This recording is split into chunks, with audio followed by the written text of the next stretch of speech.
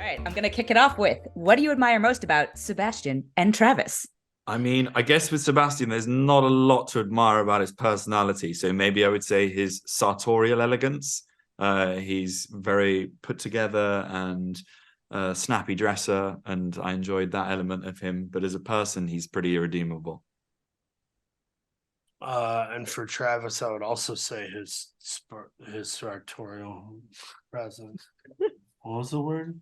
I like Travis's conviction, albeit wayward and sloppy often. I was going to say, if there was one word I'd use to describe both characters, clearly elegant. As they are the most connected. That's why you're paired, right? If you had to personally murder someone, how would you do it? Whoa. Again? Yeah, I would go. I would definitely. How would I do it? I feel like this is going to backfire. There's going to be some AI Paul Hauser in the future, and they're going to point to this clip and be like, yeah. I don't know if I can answer. And this is why we vote in, various strikes, etc., to prevent things like that. Yeah, pro strike. No, if I were to kill somebody, I wouldn't want to get caught, so I'd probably do something where I get hurt too. Well, and then I can be like, oh, I guess I survived it.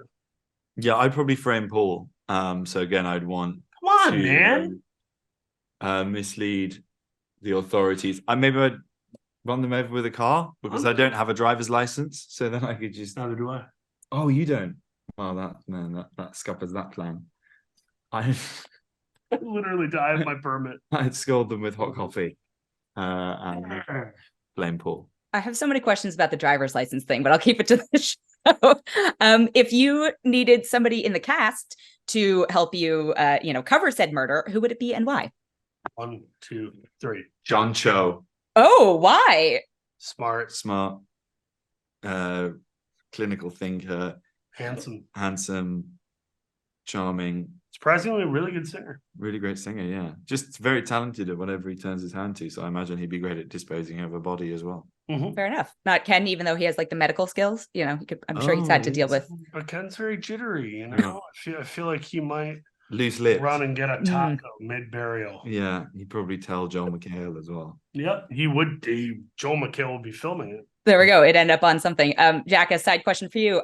If you were to commit a murder, how quickly do you think your father would turn on you and turn you into the authorities? Well, I mean, he would probably be the victim. So okay. I stand to inherit quite a lot of money. Yeah, I don't think he would be turning to the authorities. So funny. And then in an even darker tone, if you were to be taken out in a murder, how would you want to go? Drowning? Isn't that meant to be really nice? If I'm gonna, I don't know. If I'm gonna die, like maybe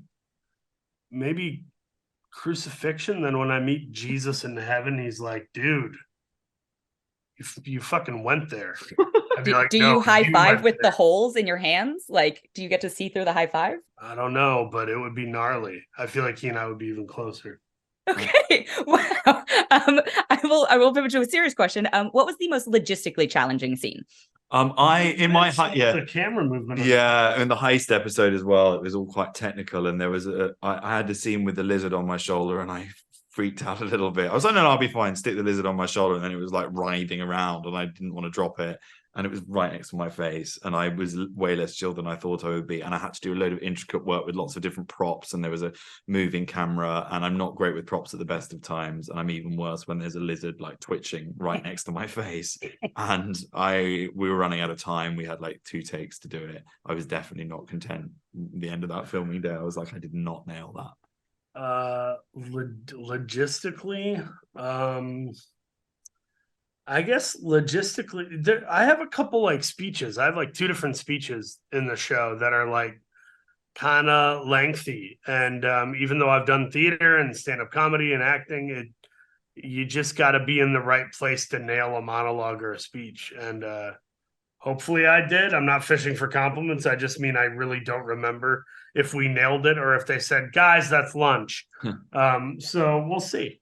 Paul, I actually had the chance to see you open for Brett Gilson. You were my surprise guest, and it was delightful. It was so much fun. I saw that. That's awesome. Yeah, I was just like, whoa. He's so funny, and he's similar to you. He's brilliantly funny and a really sweet guy. I mean, you're both very funny. So it was, and in the show. So it was a delight. Thank you both. Congrats on the show.